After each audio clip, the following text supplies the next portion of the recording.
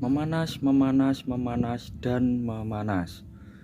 Terungkap di persidangan, bos perusahaan pengiriman ternama diduga bersekongkol dengan oknum petugas bea cukai untuk menghindari pembayaran pajak. Seperti apa modus yang digunakan? Beginilah faktanya. Sebelumnya ikuti terus perkembangan berita terkini dan informasi menarik yang hanya di channel ini. Jangan lupa like, komen, subscribe, dan aktifkan lonceng notifikasi agar tidak ketinggalan update berita selanjutnya. Beginilah videonya. 23 Juni 2026, Kejaksaan Negeri setempat resmi mengajukan tuntutan terhadap John Field, pemilik sekaligus direktur utama perusahaan jasa pengiriman barang Blue Ray Cargo, dalam kasus dugaan korupsi dan penyelundupan barang bea cukai yang merugikan keuangan negara. John Field, terdakwa 2 Dedi Kurniawan Sukolo, dan terdakwa 3 Andi telah terbukti secara sah dan meyakinkan bersalah melakukan tindak pidana korupsi, menjatuhkan pidana terhadap terdakwa 1 John Field dengan pidana penjara selama 3 tahun serta pidana denda sejumlah 300 juta rupiah, subsidi pidana penjara pengganti selama 100 hari.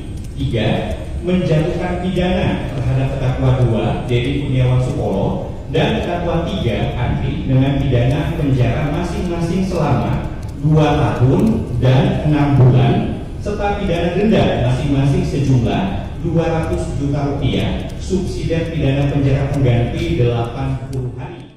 Jaksa penuntut umum menuntut terdakwa dengan hukuman penjara selama 3 tahun serta denda sebesar 200 juta rupiah, dengan ketentuan jika denda tidak dibayar diganti dengan kurungan selama 6 bulan.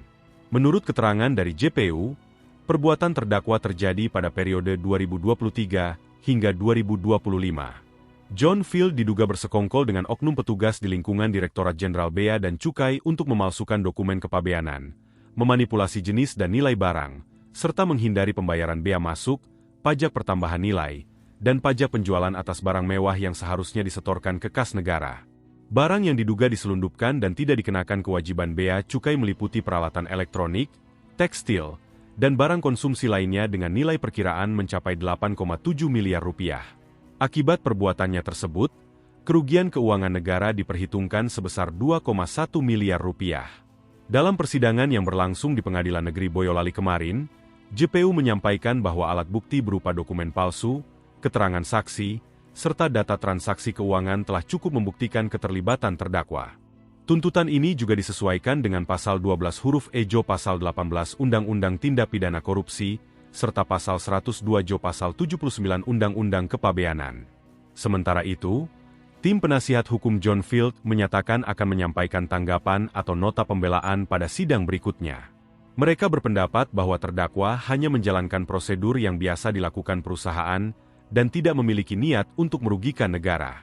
Hakim Ketua Majelis menjadwalkan sidang selanjutnya untuk mendengar tanggapan kedua belah pihak sebelum menjatuhkan putusan akhir. Kasus ini menjadi salah satu perhatian publik karena menyoroti celah pengawasan di sektor kepabeanan serta upaya penegakan hukum terhadap praktik penyelundupan yang merugikan keuangan negara.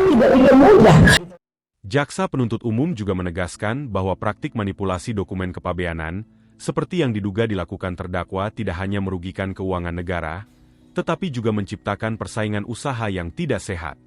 Perusahaan yang mematuhi seluruh ketentuan perpajakan dan kepabeanan dinilai dirugikan, karena harus bersaing dengan pelaku usaha yang diduga memperoleh keuntungan secara tidak sah.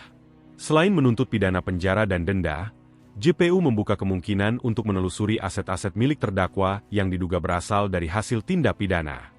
Langkah tersebut dilakukan sebagai bagian dari upaya pemulihan kerugian negara, sekaligus memastikan tidak ada keuntungan yang dinikmati dari hasil perbuatan melawan hukum. Dalam persidangan, sejumlah saksi dari Direktorat Jenderal Bea dan Cukai mengungkapkan adanya dugaan pola pengiriman barang yang tidak sesuai dengan dokumen manifest. Beberapa barang impor yang masuk ke wilayah Indonesia diduga dilaporkan dengan nilai jauh di bawah harga sebenarnya, sehingga kewajiban pembayaran bea masuk menjadi lebih rendah dari yang seharusnya. Penyidik juga masih mendalami kemungkinan keterlibatan pihak lain, termasuk oknum pejabat atau pegawai yang diduga turut membantu melancarkan praktik tersebut. Apabila ditemukan alat bukti yang cukup, tidak menutup kemungkinan akan ada tersangka baru dalam perkara ini. Kasus yang menyeret pimpinan perusahaan jasa pengiriman tersebut menjadi perhatian berbagai kalangan, mengingat sektor logistik dan kepabeanan memiliki peran penting dalam menjaga stabilitas perdagangan nasional. Pengawasan yang ketat serta penerapan sistem pengendalian yang transparan dinilai sangat diperlukan untuk mencegah terjadinya praktik penyelundupan dan penghindaran kewajiban negara di masa mendatang. Sejumlah pengamat hukum menilai bahwa perkara ini dapat menjadi momentum bagi pemerintah untuk memperkuat sistem pengawasan di sektor kepabeanan dan logistik. Pemanfaatan teknologi digital dalam proses pemeriksaan dokumen, pelacakan arus barang, serta integrasi data antar instansi dinilai dapat meminimalkan potensi terjadinya penyimpangan. Selain itu, transparansi dalam proses pelayanan kepabeanan juga dianggap penting guna mencegah terjadinya praktik kolusi antara pelaku usaha dan oknum aparat. Pengawasan internal yang lebih ketat, disertai dengan pemberian sanksi tegas terhadap setiap pelanggaran, diharapkan mampu meningkatkan integritas dalam tata kelola kepabeanan.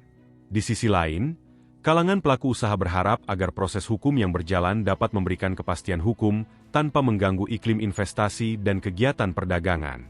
Mereka menilai bahwa penegakan hukum yang konsisten justru akan menciptakan persaingan usaha yang lebih sehat dan mendorong kepatuhan terhadap peraturan yang berlaku.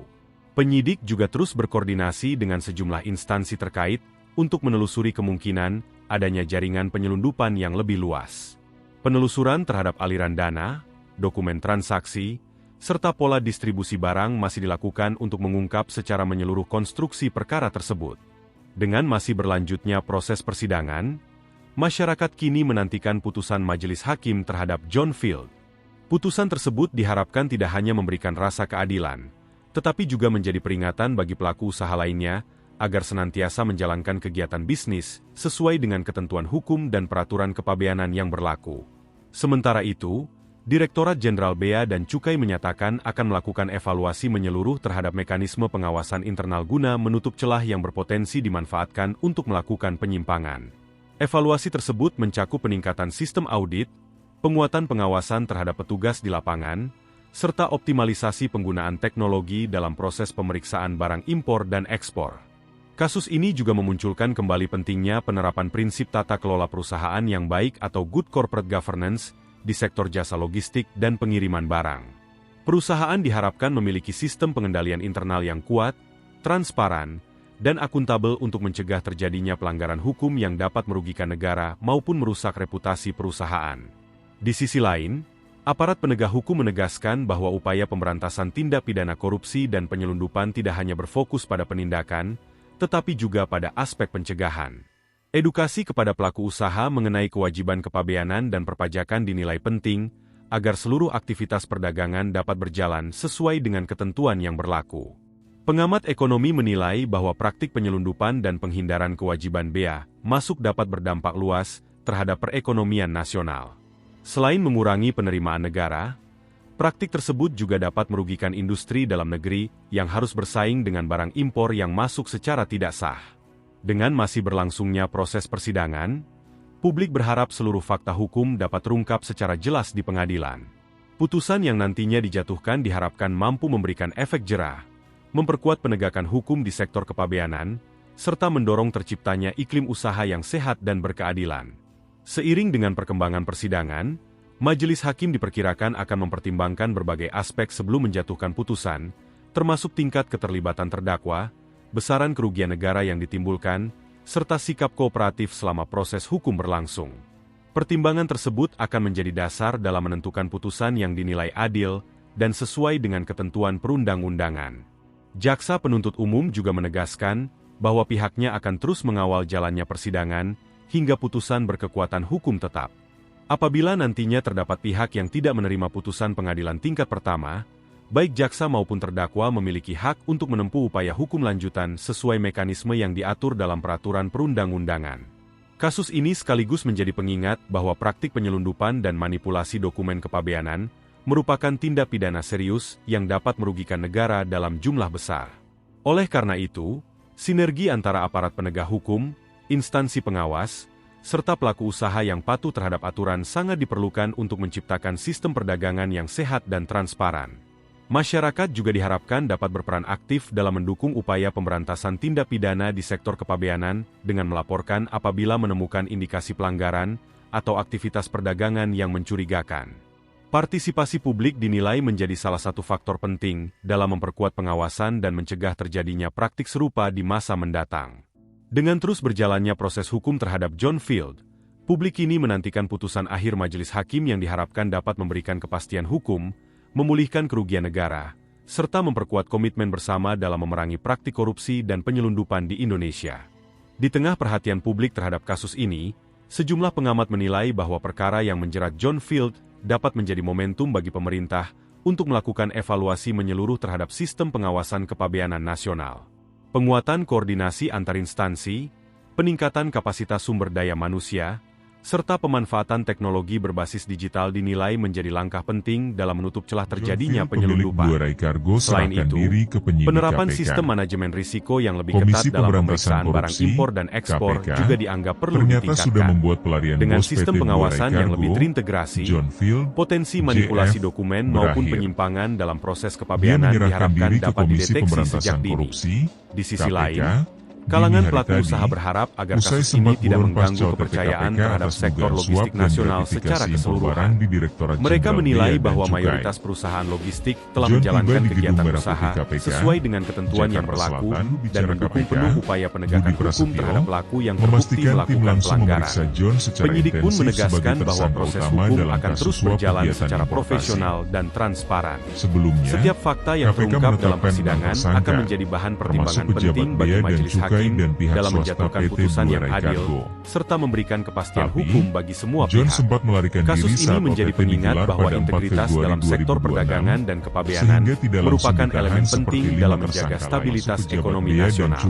Dengan penegakan hukum yang konsisten, diharapkan praktik penyelundupan dan penghindaran kewajiban negara dapat ditekan sehingga penerimaan negara dan iklim usaha yang sehat dapat terus terjaga. Sementara itu, aparat penegak hukum menegaskan bahwa pemberantasan tindak pidana di sektor kepabeanan akan terus menjadi salah satu prioritas, mengingat besarnya potensi kerugian negara yang dapat ditimbulkan.